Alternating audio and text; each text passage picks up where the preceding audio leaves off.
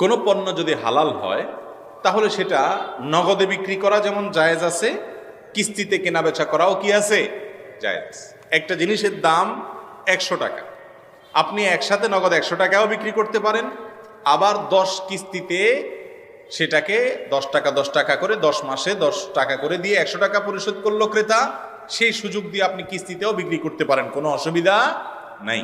সাহাবা একরামদের মধ্যে এই কিস্তিতে কেনা বেচা করার প্রচলন ছিল, এ মর্মে বেশ অনেকগুলো হাদিস পাওয়া যায়।